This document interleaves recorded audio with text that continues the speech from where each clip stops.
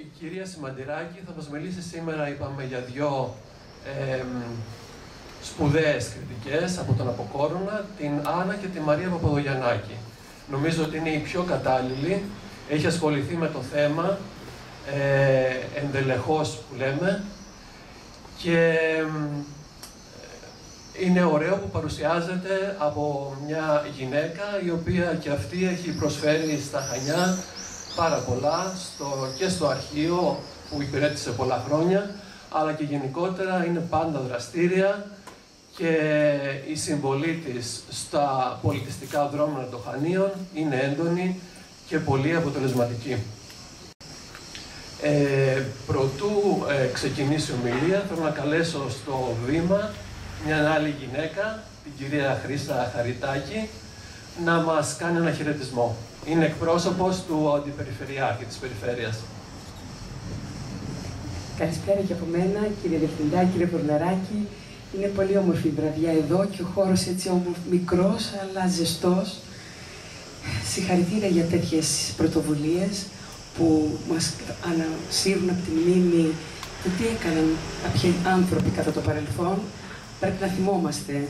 Και από ό,τι διάβασα και από ό,τι έχω μάθει, αυτές οι δύο αδελφές από τον Αποκόρονα, πατριώτισσες, επαναστάτριες, αγωνίστριες, ασυμβίβαστες, δίνουν ένα παράδειγμα από τα παλιά χρόνια μέχρι και σήμερα. Και είναι καλό αυτά τα θετικά μηνύματα και τα θετικά παραδείγματα να τα θυμόμαστε και να τα μιμούμαστε.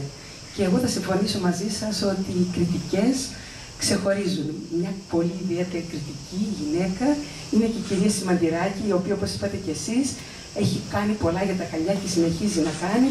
Με πολλή αγωνία, λοιπόν, περιμένουμε να ακούσουμε αυτά θα μας πει απόψε. Συγχαρητήρια για την πρωτοβουλία σας. Κύριε Σιμαντηράκη, Αντιδήμαρχε Πολιτισμού του Δήμου Πλατανιά, θέλετε να έρθετε για ένα χαιρετισμό?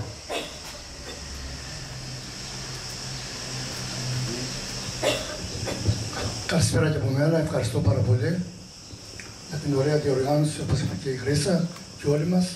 Όπως ξέρουμε, η Κρήτη τους αγώνες τόσα χρόνια για την απελευθέρωση κάνει τεράστιους αγώνες και δεν είναι μόνο οι άντρες που έχουν την τυπική τους και τον ερωισμό τους, αλλά όπως μαθαίνουμε και ξέρουμε και οι γυναίκες έχουν δώσει αρκετά, οι οποίες πάντα δεν τις γνωρίζουμε και οικονομικά και χρηματικά, αλλά και στον αγώνα.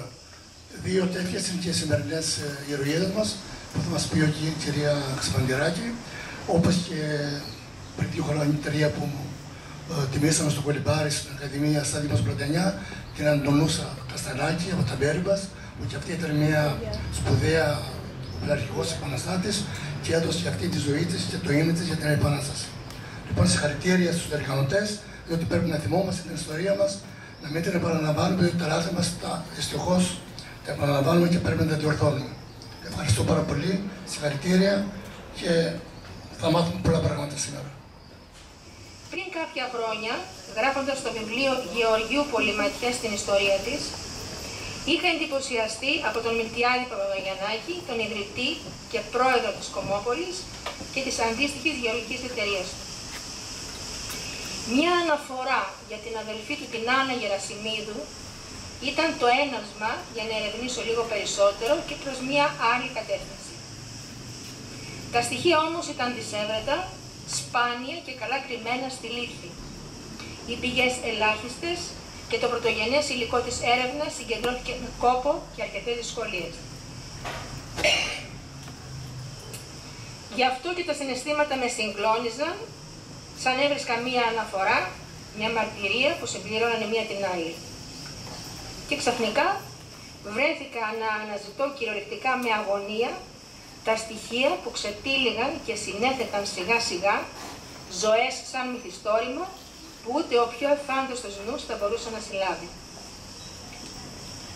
Δύο γυναίκες, δύο από τις αδελφές του Μιλτιάδη, με το ίδιο θλιμμένο βλέμμα, αλλά και δυναμικότητα ίση με του αδελφού τους, παρουσίαζαν μπροστά στα μάτια μου δραστηριότητες πρωτόγνωρες και ανήκουστες για την εποχή. Επίσης, αναγνώριστης τους ως αγωνίστριες, αποποιούμενες όμως κάθε ηλικής αποζημίωσης. Θεωρούσαν ότι είχαν κάνει το χρέος τους προς την πατρίδα και δεν ζητούσαν παρά μόνο ηθική ανταμοιβή. και πράγματι κατατάσσονται στην ανώτατη πρώτη τάξη των αγωνιστών. Το 1908 όμως η νέα Επιτροπή Κρίσεως των Αιτήσεων των Αγωνιστών απορρίπτει τις αιτήσεις τους για τυπικούς και γραφειοκρατικούς λόγους. Και συγκεκριμένα, στο σκεπτικό της απόρριψης αναφέρεται ότι η Επιτροπή ήταν αναρμόδια αφού είχε συσταθεί για να κρίνει τους άπορους αγωνιστές που ζητούσαν βοήθεια από την πολιτεία, ενώ οι δύο αδελφές με την υπερηφάνεια και το υψηλό αίσθημα χρέους δεν ζητούσαν σύνταξη, αλλά μόνο ηθική ενοχή. Οι δύο αδελφές άφησαν την τελευταία τους πνοή στους Αγίους Τόπους στη δεκαετία του 1930.